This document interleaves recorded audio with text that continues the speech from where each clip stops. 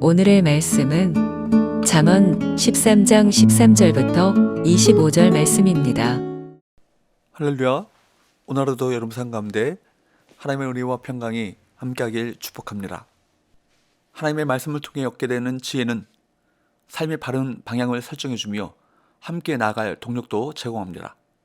하나님의 말씀을 따라 지혜롭게 삶을 꾸려나가는 사람과 세상의 헛된 것들에 영향을 받아 끌려다니듯 살아가는 사람은 결과에서 큰 차이가 납니다.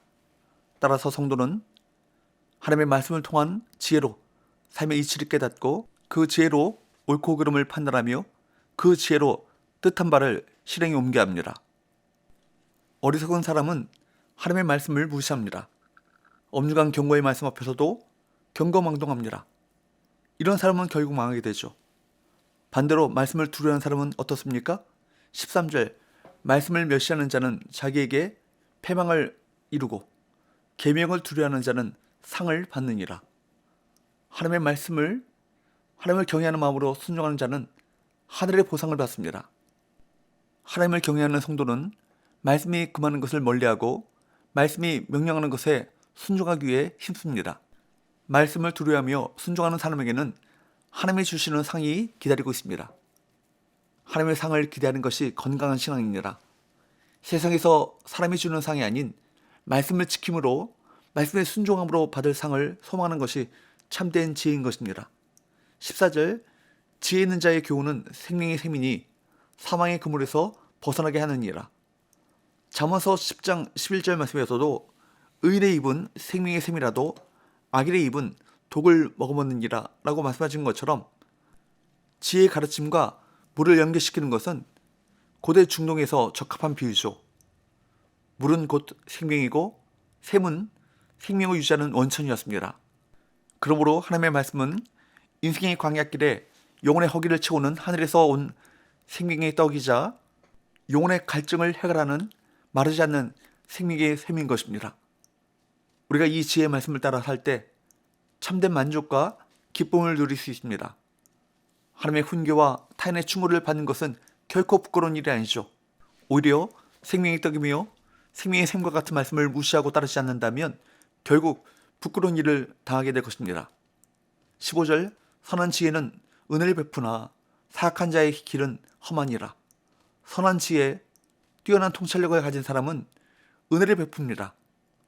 하나님의 말씀을 통해 내가 하나님께 은혜를 입은 자임을 알기 때문입니다. 16절 무릇 슬기로운 자는 지식으로 행하거니와 미련한 자는 자기의 미련한 것을 나타내느니라.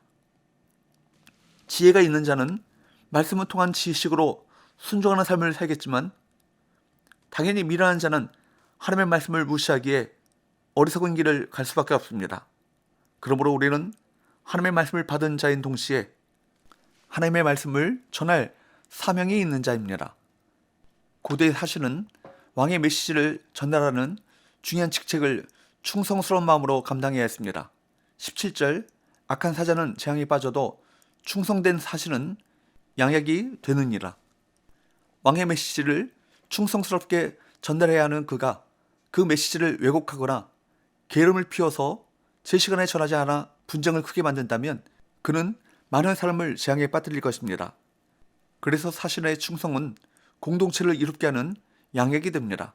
우리 역시 사신처럼 보냄을 받은 파송을 받은 주님의 제자들입니다. 하나님 나라의 대사들입니다.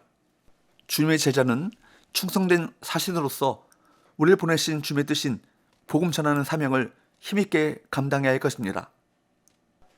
우리 인생에서 어떤 친구를 사귀느냐, 그것이 인생에 지대한 영향을 미치죠. 지혜로운 자와 동행하면 지혜를 얻고 미련한 자와 사귀면 해를 얻습니다. 20절 지혜로운 자와 동행하면 지혜를 얻고 미련한 자와 사귀면 해를 받느니라. 그러므로 좋은 만남은 아무리 강조해도 지나치지 않습니다. 사람은 사람의 영향을 가장 많이 받기 때문입니다. 그러므로 성도는 함께할 사람을 선택할 때 신중하게 기도하며 하나님의 인도하심을 구해야 할 것입니다. 지혜는 지혜자를 통해 흘러가는 것입니다.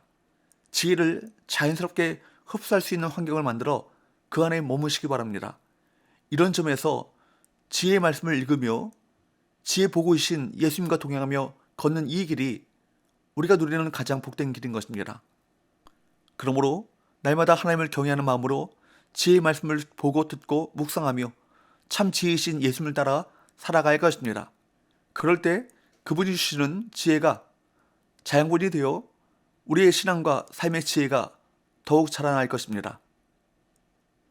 가난한 사람도 부지런히 밭일을 하면 풍성한 소출을 기대할 수 있습니다. 반면 처음부터 가진 것이 많은 부자일지라도 정신을 똑바로 차리지 않고 불의의 마음을 빼앗기면 가산을 탕진할 수 있습니다. 23절 가난한 자는 밭을 경작함으로 양식이 많아지거니와 불의로 말미암아 가산을 탕진하는 자가 있느니라. 물론 아무리 수고하여도 하나님께서 세우시고 지켜주지 않는다면 세우는 자의 수고가 지키는 자의 노력이 수포로 돌아갈 수 없음을 기억해야 합니다. 그러므로 하나님을 경외함으로 신실하게 살아갈 때 그 신실한 사람에게 하나님의 도우시는 은혜가 있습니다. 먼저 된 자가 나중 될 수 있으며 나중 된 자가 먼저 될 수도 있습니다. 중요한 것은 넉넉한 소유가 아니라 하나님 앞에서 정신 차리고 살아가는 바른 마음인 것입니다. 진정한 자녀 사랑은 자녀가 바르게 자라도록 견실하게 징계하는 것입니다. 자녀가 잘못된 길로 가는 것을 보면서도 징계하지 않는다면 부모가 아니죠. 매를 아끼는 것이 오히려 자녀를 미워하는 행동인 것입니다. 24절 매를 아끼는 자는 그의 자식을 미워함이라. 자식을 사랑하는 자는 근실히 징계하느니라. 부모라면 자녀가 그릇된 길로 가도록 내버려 둘 수 없습니다. 사랑하기 때문에 진리로 바르게 훈계해야 합니다. 부모된 우리가 가르쳐야 할 가장 중요한 교훈은 하나님을 경외하라는 것입니다. 이것보다 세상에서 더 가치 있는 지혜는 없는 것입니다.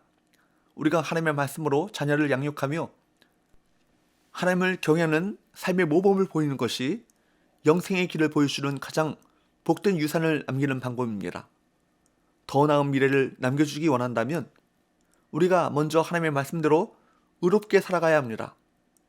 자녀에게 참 지혜의 교과서인 하나님의 말씀, 성경 말씀을 가르치는 동시에 하나님의 말씀대로 살아가는 모습을 보여주어야 할 것입니다. 가장 복된 삶 무엇일까요? 하나님과 동행하는 삶입니다. 하나님의 말씀에 순종하며 따라가는 삶입니다. 하나님은 말씀을 두려워하는 자의 인생을 책임져 주십니다. 그러므로 성도는 하나님의 말씀에서 나오는 지혜를 평생의 친구로 가까이 두고 지내야 할 것입니다. 지혜는 우리가 세상에서 바른 방향을 분별하며 그 바른 방향을 정하도록 돕습니다. 성령의 조명하심이 곧 지혜입니다. 성령의 조명하심으로 내면의 지혜가 충만한 사람은 하나님께서 기뻐하시는 삶을 살아갈 수 있습니다. 기도합시다.